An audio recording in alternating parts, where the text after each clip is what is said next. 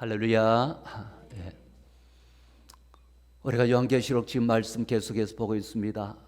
요한계시록 6장은 예수님께서 임봉된 일곱 인으로 봉인된 그 두루마리를 하나하나씩 떼는 내용이라 이렇게 말씀드렸습니다. 첫째 인을 뗐을 때 흰말 탄자가 나왔죠. 그 다음에 두 번째 인을 뗐을 때는 붉은 말 탄자가 나왔습니다. 세 번째 인을 뗐을 때는 검은 말 탄자가 나왔습니다. 오늘은 네 번째 인을 떼는 내용이 나옵니다. 네 번째 인을 뗐을 때는 어떤 말이 등장하는지 오늘 8절을 눈여겨볼 수 있기 원합니다. 8절 말씀 여러분 한번 보세요. 내가 보매 청황색 말이 나오는데 그 탄자의 이름이 있더라는 거예요. 그 이름이 뭐라고요?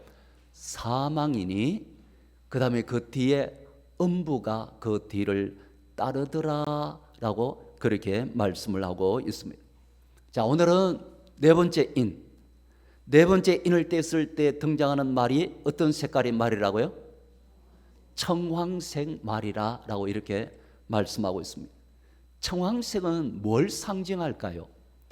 청황색은 원문에서는 컬러로스라고 하는 단어로 됐는데요, 이 컬러로스라는 말은 푸른 또는 누른빛이라는 그런 색을 이야기하고 있습니다. 푸른 또는 누른빛이다 이 말입니다.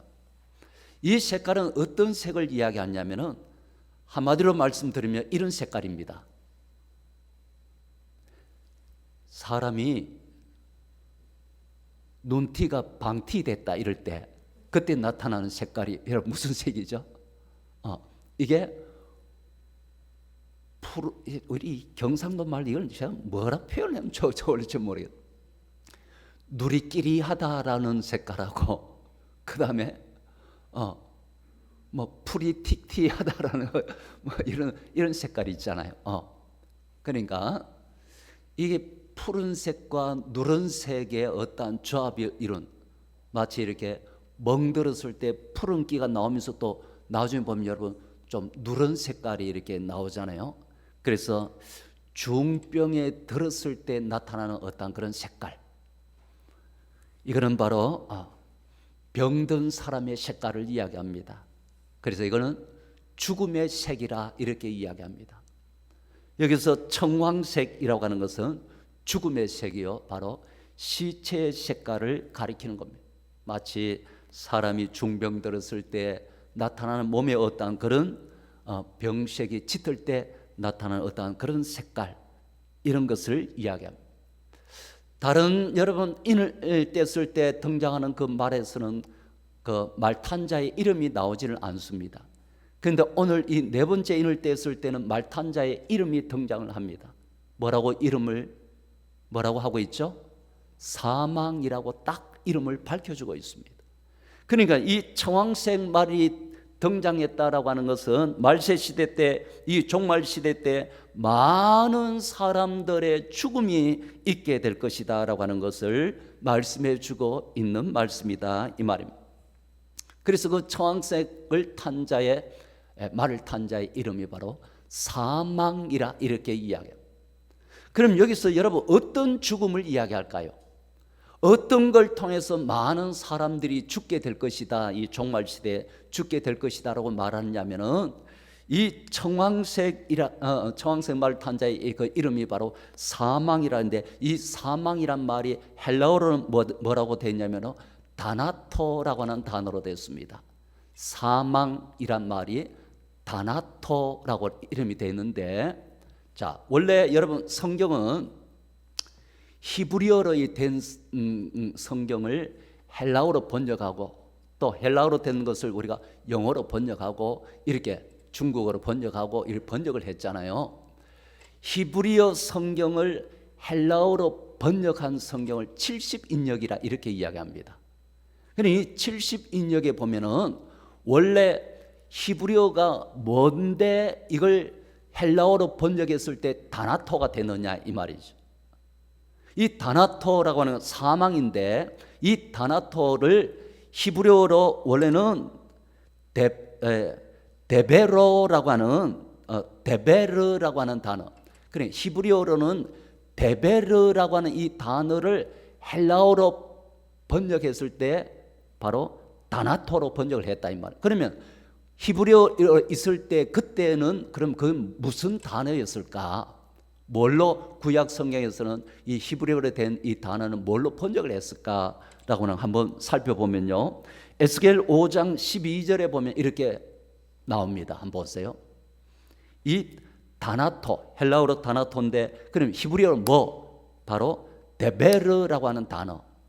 히브리어로는 데베르인데 데베르가 뭐냐면 이겁니다. 보세요. 너희 가운데에서 3분의 1은 데베르로 죽으며 이렇게 되는 거예요. 데베르가 여러분 뭘로 번역을 했죠? 여기서는 전염병으로 되는 거예요. 전염병. 그러니까 여러분 이 말세 시대 때에 뭘로 여러분 사람들이 많이 죽게 될 것이다 라고 하는 것을 말씀하고 있다고요? 전염병입니다. 전염병. 이걸 개역 개정에서는 전염병, 데베르라고 하는 단어를 바로 전염병이라고 개역 개정에서는 번역을 해놨는데 옛날 성경에서는 이걸 온역이라고 이렇게 번역을 해놨죠. 그러나 개역 개정에서는 바로 이게 전염병이라고 번역을 해놓은 거예요. 그래 이 데베르 마지막 시대에 청황색 말을 타고 이 종말 시대에 이 청황색 말을 타고 등장하는 그 인물이 있는데 누구냐? 사망이더라. 그럼 어떤 사망이냐? 바로 전염병을 통해서 많은 사람들이 죽게 될 것을 말씀하고 전염병에 대해서 역사적으로 제가 한번 찾아봤습니다. 자료를 찾아보니까 정기적으로 이 전염병을 통해서 사람들이 얼마나 죽었는가라고 하는 거 보니까요. 천년두 여러분 이 천년두로 죽은 인원이 보니까 500만 명이에요. 500만 명이 죽었어요. 그 다음에 여러분 잘 아는 콜레라 있잖아요. 콜레라. 이 콜레라가 유행할 때 그때 콜레라로 죽은 사람이 1,500만 명 돼. 그 다음에 여러분 스페인 독감으로 죽은 사람이 어마어마합니다. 스페인 독감으로 죽은 사람이 얼마나 되는가 봤더니 5천만 명이에요. 5천만 명.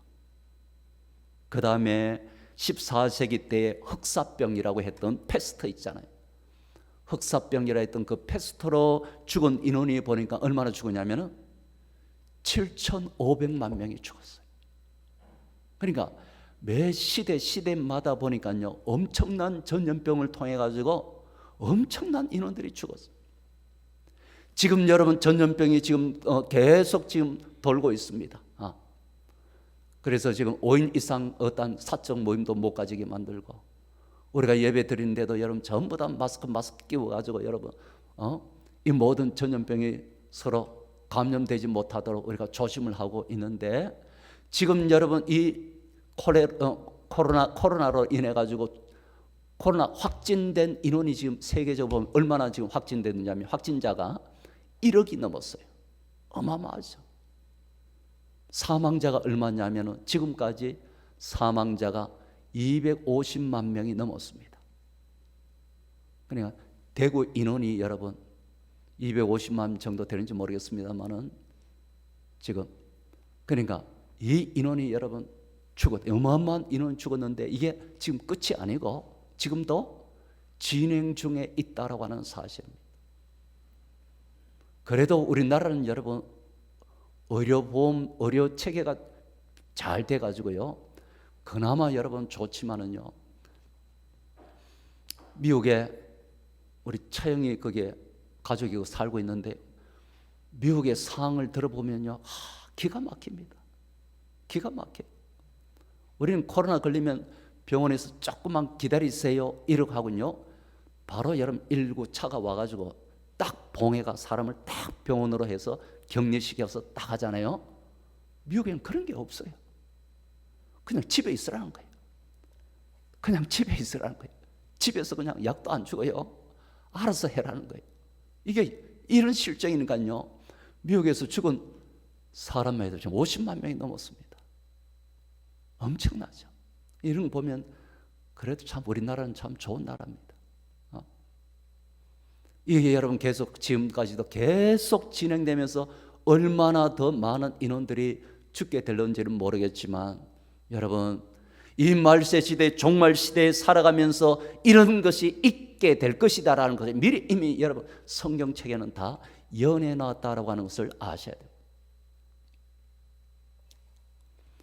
그러면 여러분 이 사망이라고 하는 것은 전염병만 이야기할까 보니까 전염병만 이야기하는 것은 아니에요. 보니까 왜 그러냐면은, 자, 청황색 말을 탄 자가 등장하는데 그 탄 자의 이름을 보니까 사망인데, 이 사망 뒤에 붙은 게 뭔가 따라오더라 이 말이에요. 뒤에 뭐가 따라온다고 성경 말씀했죠? 기억하시네요. 자, 뭐가 따라온다고요? 음부가 따라온다라고 말하고 있습니다. 죽음 뒤에 음부가 따라오는 거예요. 이걸 보면은 전염병만 이야기하는 게 아니다라는 걸 알 수가 있어요. 여러분, 전염병 걸렸다가 음부가 따라옵니까? 물론 음부가 따라올 수 있죠. 음부라고 하는 것은 바로 무덤을 뜻하기도 하고 죽음을 뜻하기도 하고 지옥도 뜻하는 겁니다. 그러니까 여러분, 전염병 후에 무덤으로 내려갈 수도 있지만, 그러나 이거보다는 더 영적인 부분이 있다는 것. 영적으로 여러분 보면은 그 뒤에 지옥이 따라온다는 겁니다. 그럼 뭘 해가지고 여러분 이 죽은 후에 지옥이 따라온단 말입니까? 뭐가 어떻게 어떤 자에게 그 해답이 어디서 주어지냐? 바로 청황색이란 말에서 주어집니다. 청황색, 이거는 청색도 아니고 황색도 아닌 거예요. 이건 뭘 이야기하냐면 바로 혼합된 색깔을 이야기하는 청황색이라고 하는 거예요.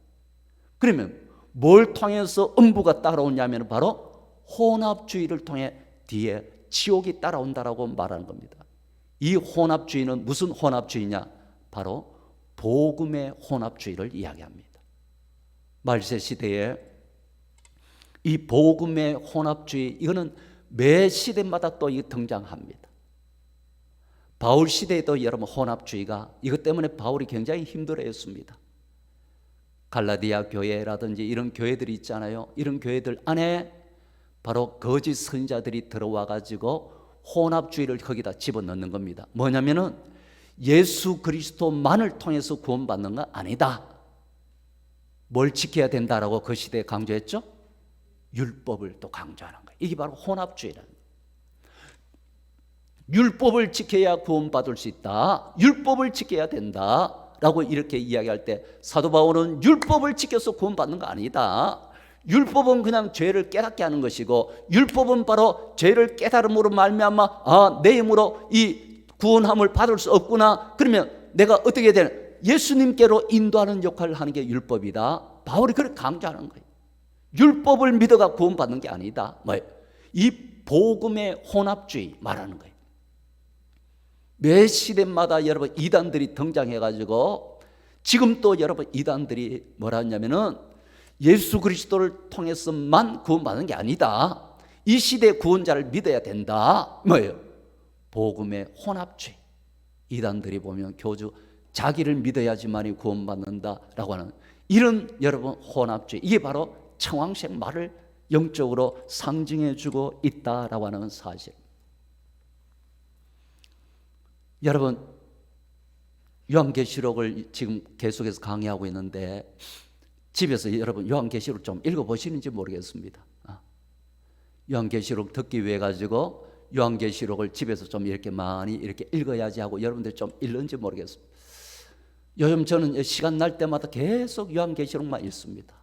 한번 읽고 돌아서 또 읽고 또 읽고 또 읽고 계속해서 읽으니까 앞에서 나왔던 문제가 뒤에서 해답이 나오고 서로 짝을 이루어 가지고 거기에 대한 해답들을 이렇게 주더라고요. 보니까요. 우리가 앞에서 여러분 보면은 우리가 흰말, 붉은 말, 검은 말 이렇게 말 탄자가 일쭉 나오는데 보면은 해석이 보면 여러 해석이 나와요. 흰말을 탄자에 대해서 한 5가지 해석이 나와요. 그 가운데서 제가 여러분들에게 한 가지, 그것은 바로 적그리스도를 이야기한다라고 해석할 때 그게 과연 맞을까 의문을 가질 수가 있잖아요. 그러니까 이런 거에 대한 해답을 뒤에 가면 또 나오더라고요. 보니까요. 말씀을 계속 읽으니까요. 이 요한계시록을 읽으면서 보니까요, 처음부터 끝까지 강조하는 게 뭐냐면 계속 중간에서 마지막까지 해서 계속 강조하는 게 예수 그리스도입니다. 예수 그리스도. 어린 양, 그의 피, 어린 양의 이름, 전부 다 여러분 어린 양을 강조하면서 그분의 보혈, 그분의 이름, 이걸 계속해서 그 어린 양 예수 그리스도를 강조하지 다른 누구를 거기다 넣어놓은 건 없어요. 아무리 눈 따가 봐도요. 그러니까 이 어린 양 대신 예수 그리스도 외에 어떠한 구원을 이야기한다. 전부 다 여러분 이 마지막 시대, 말세 시대 바로 비복음인 혼합주의다라고 하는 걸 여러분 깨달아 알아야 됩니다. 그러니까 이 말세 시대 때 보면은 시대마다 이런 이단들이 등장해서 많은 사람의 영혼을 여러분 음부로 이끌고 있다라는 것을 깨달아 알아야 됩니다.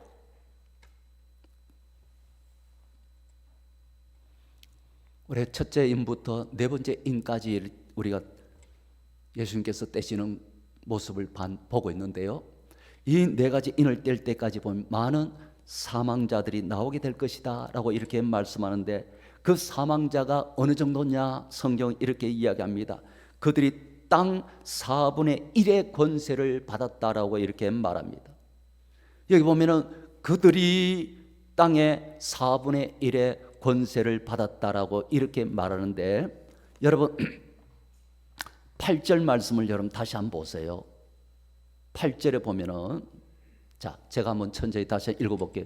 내가 보면 청황색 말이 나오는데 그 탄자의 이름은 사망이니 음부가 그 뒤를 따르더라. 사실은 여기까지가 네 번째 인 떼는 내용이 끝나는 겁니다. 그럼 그 뒤에는 뭐예요? 그들이라고 하면서 이제는 복수가 나옵니다. 그렇죠? 이 복수는 앞에 첫 번째 인부터 네 번째 인까지의 말탄자의 전체를 다시 종합적으로 지금 이야기해 주는 거예요. 그럼 뭐예요? 그들이 뭐예요? 땅 4분의 1의 권세를 얻어, 자, 네 가지를 다시 종합하는데 뭐냐? 검과, 그 다음에 뭐예요? 흉령과, 그 다음에 사망과, 그 다음에 땅에 짐승으로서 죽이더라. 요 네 가지를 이야기하고 있다라는 거. 앞에서는 여러분 인을 뗄 때는, 자, 재앙이 여러분 인재앙, 그 다음에 나팔재앙, 그 다음에 뭐죠? 세 가지 큰 재앙이 있다 그랬잖아요. 그새 다 까먹었습니까? 자, 앞에는 7 인재앙, 두 번째는 7 나팔재앙, 세 번째는 7 대접재앙이라고 말씀을 드렸잖아요. 그러면 이게 보면요, 앞에서는 이를 통해서 희생될 그 심판의 그 대상자가 보니까 앞에서는 땅의 4분의 1이라고 이렇게 표현하고 있고요. 계시록 8장 7절에 가서 보면 이 나팔 재앙 때 보면요, 나팔 재앙 때를 보세요. 첫째 천사가 나팔 부니 피 섞인 우박과 불이 나와서 땅에 쏟아지매 땅에 얼마? 3분의 1이 타버릴 것이다 라고 말씀하고 있고, 그 다음에 대접 재앙 때는 요한계시록 16장 3절에 가서 보면요, 거기는 둘째 천사가 그 대접을 바다에 쏟으매 바다가 곧 죽은 자의 피같이 되니 바다 가운데 모든 생물이 죽더라라고 이렇게 말합니다. 이 표현을 보면 앞에서는 4분의 1, 두 번째는 3분의 1, 세 번째는 모두라고 이렇게 말해요. 그러니까 이 재앙이 갈수록 더 심각해진다라고 하는 것을 보여주고 있다 이 말씀입니다. 그리고 이들이 네 번째 인까지 사용한 그들의 무기가 무엇이었는지 앞에서 네 가지를 이야기해 주고 있잖아요. 사용 무기가 뭐냐면은 네 가지. 첫 번째는 검이라고 이렇게 이야기하고, 두 번째는 흉년을 통해서, 세 번째는 사망을 통해서, 네 번째는 짐승을 통해서라고 이렇게 말하는데, 여러분, 자, 검은 앞에서 여러분 봤지만은 긴 칼을 통해 가지고 많은 피를 흘려서 전쟁을 통해서 죽게 될 것이다 했는데, 이게 무슨 말입니까? 색깔로 이야기하면 무슨 말이죠? 붉은 말이잖아요. 헷갈리죠, 여러분? 머리가 복잡하죠? 다 하려고 하니까. 그래, 이걸 여러분 잘 따라오셔야 계시록을 우리가 이해할 수가 있습니다. 자, 보세요. 붉은 말이 해당되죠. 그 다음에 흉년은 무슨 말에 해당되죠? 검은 말에 해당되잖아요. 그 다음에 사망. 여러분, 이 사망, 오늘 이 사망은 무슨 말이죠? 청황색 말이죠. 그 다음에 하나 남았잖아요. 짐승.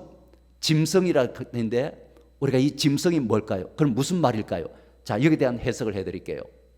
여기서 원래 짐승이란 말은 데리온이란 단어로 됐는데 이 데리온이란 말은 야생 동물들을 이야기합니다. 그럼 이 동물입니까? 할 때 이 데리온이 일반적으로 쓰여질 때는 야생 동물들을 이야기하는데 요한계시록에서 데리온이라는 이 짐승이란 말이 31번 쓰여졌는데 요한계시록에서 이 짐승으로 쓰여진 건 야생 동물로 쓰여진 게 아니에요. 그럼 요한계시록에서는 뭘로 쓰여졌냐면 붉은 용, 그 다음에 짐승, 그 다음에 적그리스도, 거짓 선자를 이야기할 때 데리온을 쓰는 겁니다.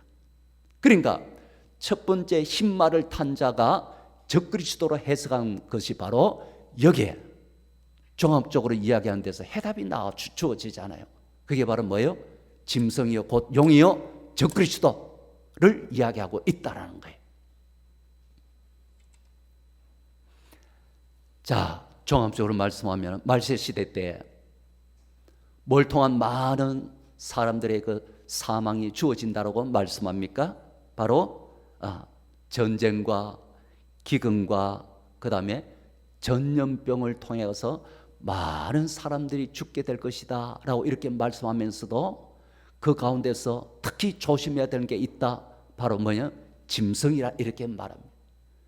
짐승이 거짓 선자들이 많은 이단들이 등장해가지고 이들이 혼합주의의 복음의 혼합주의를 통해가지고 우리는 신비스럽다. 예수 그리스도 외에 여러분 계시록을 희한하게 푸니까 신비스럽다 하면서 그게 혹해가지고 빠지는데 그게 바로 혼합주의다라는 걸 알아야 됩니다. 이 혼합주의를 통해서 많은 영혼들을 죽인다 이 말입니다. 이걸 여러분들이 이 마지막 시대에 살아가면서 이걸 깨달아 알아야 된다라고 하는 것을 기억하시기 바랍니다. 여러분, 4가지 무기를 통해서 많은 사람들이 죽는다 그랬습니다. 다시 한번 기억합시다. 첫째는 금이요, 두 번째는 흉년이요, 세 번째는 사망이요, 네 번째는 짐승이라 그랬는데 이 4가지 무기를 통해서 하나님께서 심판을 행하실 때 보면요, 그 대상자가 있었습니다. 구약시대에 보면은. 그러면 이 구약시대에 하나님께서 이 4가지 무기를 통해 어떤 대상자를 향해 심판을 행하셨느냐 하면은 에스겔 14장 21절에 보면요, 자 앞에 한번 볼까요? 에스겔 14장 21절에 보면은 주 여호와께서 이같이 이르시되 내가 나의 4가지 중한 벌, 곧 그게 뭐죠? 칼과 그 다음에 기근과 그 다음에 짐승과 그 다음에 전염병을 통해 가지고 벌을 내리는데 그 대상자가 바로 사람과 짐승을 그 중에서 꺼내리라. 그 해가 더욱 심하리라 아니하겠느냐라고 하는데 보세요. 저를 한번 보세요, 여러분. 구약시대에 하나님께서 이런 4가지 무기, 4가지 벌을 통해 가지고 하나님께서 심판을 행하셨는데 그 심판을 행한 대상자가 누구냐면 구약시대에 보니까 바로 하나님 말씀에 불순종한 자들이었습니다. 하나님 말씀에 불순종한 사람들이 하나님께서 이런 걸 통해 가지고 심판을 행하셨다는 거. 그럼 여러분 해답이 나오잖아요. 이 마지막 시대도 여러분 이런 걸 통해서 하나님께서 심판을 행하시고 재앙을 내리시는데 그렇다면 이 시대 우리는 어떻게 살면 여러분 이 모든 해를 받지 않겠느냐? 해답이 나옵니까? 안 나옵니까? 나오잖아요. 오늘 말씀을 여러분 한번 제가 종합적으로 한번 정리를 해드리겠습니다. 말세에는 여러분 이런 4가지를 통해서 많은 사람들이 죽게 될 것이다 라고 말하는데 이 4가지의 심판의 대상이 보니까 바로 하나님 말씀에 불순종하는 자들이다 이 말입니다. 그러면 여러분 이 시대에 우리가 어떻게 살아야 되는지를 그 해답을 우리에게 가르쳐 주는데 해답은 딱 나옵니다. 뭐냐? 우리는 하나님 말씀에 어떻게 살면 돼요? 순종해서 살면 된다 이 말입니다. 순종해서 살면 되는 거예요. 금요일 날 여러분 우리 다윗의 모습을 봤잖아요. 금요일 말씀에 여러분 다윗의 모습 봤지만 다윗이 하나님의 기쁨이 되어서 사는 겁니다. 늘 다윗이 하나님의 기쁨이 되어서 솔로몬이 왕이 된 거, 다윗이 왕이 된 것도 보면 솔로몬도 오늘처럼만 네가 살면은 했는데 어떻게 오늘처럼이 어떻게 되냐면 하나님의 말씀과 규례와 법도를 얼마나 잘 지키면서 살 때 오늘처럼만 살면은 이것 때문에 하나님께서 솔로몬도 왕으로 세워주더라. 하나님 말씀을 귀중히 여겨가지고 그 말씀을 부여잡고 어떻게든지 말씀대로 살려고 하는 다윗도 솔로몬도 처음에는 그러한 삶을 살았을 때 기쁨이 됐을 때 하나님께서 그들에게 왕으로 세워주시고 기뻐서 택해 주시고 복을 주셨던 걸 우리가 볼 수가 있습니다. 이 마지막 시대에 우리가 이렇게 살면 됩니다. 이러면 우리는 아무것도 두려워할 필요가 없어요. 하나님의 심판, 재앙, 진노의 대상이 되지 않는다 이 말입니다. 어떤 자? 하나님 말씀에 순종해 사는가? 어떻게든지 여러분 하나님 말씀 사모하시기를 축원합니다. 말씀을 진리같이 붙잡고 사시기를 축원합니다. 하나님 말씀을 부여잡고 말씀대로 내가 살다가 넘어질 수 있어요. 온전한 의를 이룰 수는 없습니다. 지금 나의 의가 한 30%라면은 여기서 35%쯤 끌어올리기 위해서 지금 내 의가 50%라면은 55% 정도를 또 끌어올리기 위해 조금 더 하나님 앞에 더 의로운 모든 삶들 하나님 말씀대로 순종해 그렇게 살면 하나님의 기쁨이 되는 겁니다. 100% 여러분 우리가 의롭게 살 수는 없잖아요. 에녹이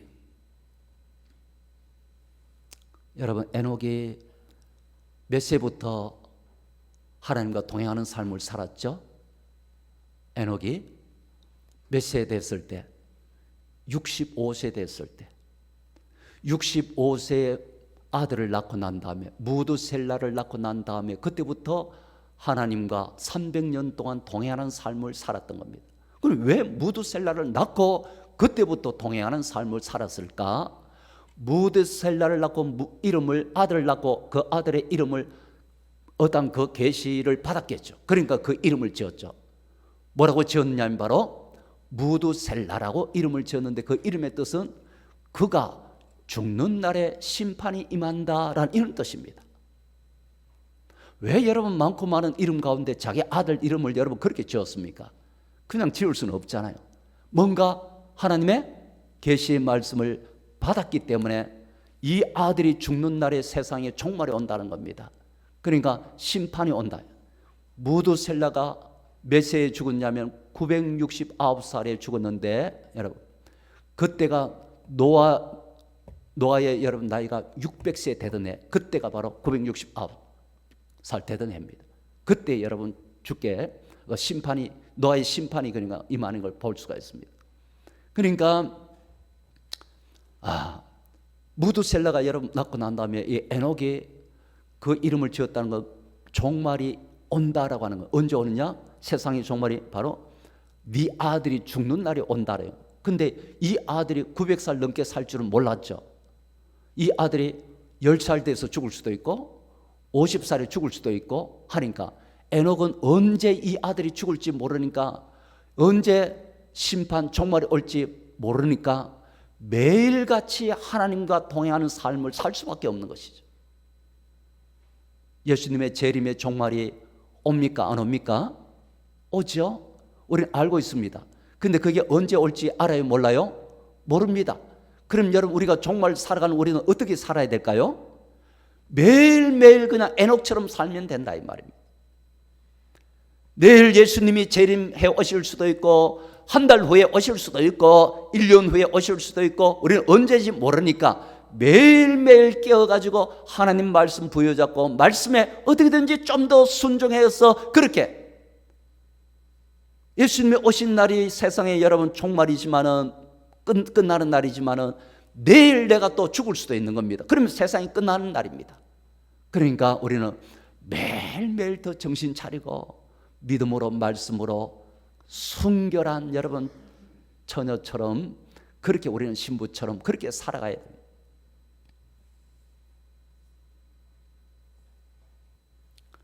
그러면 여러분, 하나님께서 왜 여러분 이런 걸 반복적으로 주실까요?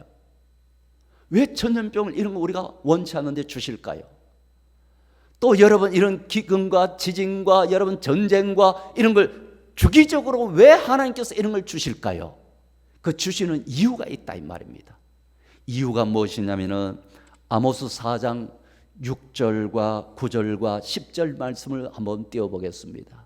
앞에 한번 보세요. 왜 이런 걸 정기적으로 주기적으로 이게 우리에게 주어지는가 보면은요, 또 내가 너희 모든 성읍에서 너희 일을 깨끗하게 하며 너희의 각 처소에서 양식이 떨어지게 하였으나 너희가 내게로 돌아오지 아니하였느니라. 이걸 강조합니다.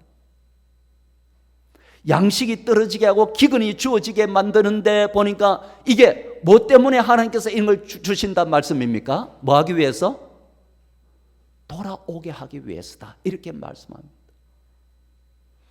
또 여러분 9절에서 똑같습니다. 9절에 보면은 내가 곡식을 마르게 하는 재앙과 깐부기 재앙으로 너희를 쳤으며 팥종이로 너희의 많은 동산과 포도원과 무화과 나무와 감람나무를 다 먹게 하였으니 너희가 내게로 뭐하도록 돌아오지 아니하였느니라. 왜 이런 걸 주신단 말입니까? 하나님께서 뭐 하시도록 주신다는 거예요?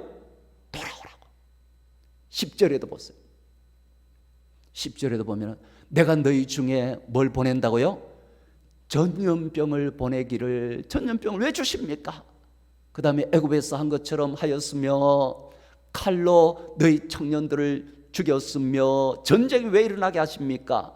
너희 말들을 노력하게 하며 너희 진영의 악취로 코를 찌르게 하였으나 너희가 내게로 뭐하지 않았다?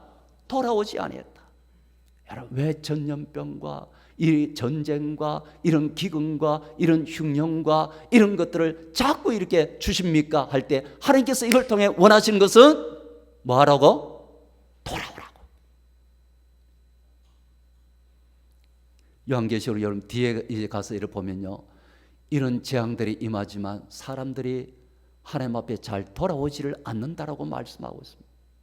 아모스 선지자를 통해서도 여기 보면은 돌아오라 돌아오라 돌아오라 그렇게 이 모든 걸 주시지만은 그러나 사람들이 잘 돌아오지 않는 겁니다. 그래 안타까워하는 겁니다. 하나님께서 이런 걸 주시는 것은 바로 돌아와서, 왜? 여러분 주님의 재림이 있다는 거예요. 심판이 있다는 겁니다. 지옥이 있다는 겁니다. 그러니까 지금 돌아오라고 지금 이걸 주는데 여러분 이걸 영적인 눈을 통해 우리가 볼 수 있어야 됩니다. 하나님의 안타까워하는 그 마음을 볼 수 있는 성도들이 되시기를 주의 이름으로 간절히 축원합니다. 그러니까 여러분 가만히 주저앉아 계셔서는 안 됩니다. 이 땅에 전쟁과 기근과 전염병과 이런 걸 통해서 우리가 겪는 고난이 어떻습니까?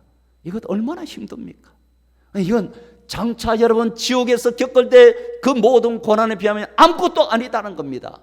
그러니까 우리에게 천국을 안겨다 주신, 소망을 주신 주님께 우리는 진심으로 감사하고 찬양해야 되는 겁니다. 할렐루야. 깨달아 알아야 됩니다. 이런 부분들이 주어지는 걸 통해서 우리는 천국의 소망의 눈을 뜨고 보라라고 우리에게 일깨워 주고 있는 겁니다. 그러나 마지막으로 여러분 이런 걸 보면서도 우리는 너무 두려워할 필요는 없습니다. 두 가지만 잘하면 되죠. 이 모든 주관자가 우리 하나님이시다는 거예요. 예수님이 인을 떼야지만이 이루어지는 거니까 여러분 주님의 손에 달려져 있고 하나님께서 이 모든 거 허용해 주시는 범위 안에서 이루어지니까 이게 우리 하나님 아버지 안에서 이루어지니까 우리는 너무 두려워할 필요는 없다는 것과 그 다음에 두 번째로 우리는 말씀에 순종해서 살려고 한다면 아무 문제가 없다는, 심판의 대상은 되지 않는다라고 합니다. 이 마지막 시대를 살아가는 우리들 여러분 어떻게 살겠습니까? 에녹을 기억합시다. 에녹처럼 매일같이 내일 심판이 임해도 우리 예수님의 재림이 임해도 그렇게 우리가 영접할 수 있도록 그렇게 살면 된다 이 말씀입니다. 깨어서 하나님 말씀에 순종해서 여러분 더 철저하게 믿음으로 살아갈 수 있는 우리 성도들이 될 수 있기를 원하며 그렇게 살기로 다짐할 수 있기를 원합니다. 그렇게 살기를 축원합니다. 그렇게 살다가 주님 앞에 서는 저와 여러분 되어지기를 주의 이름으로 간절히 축원합니다.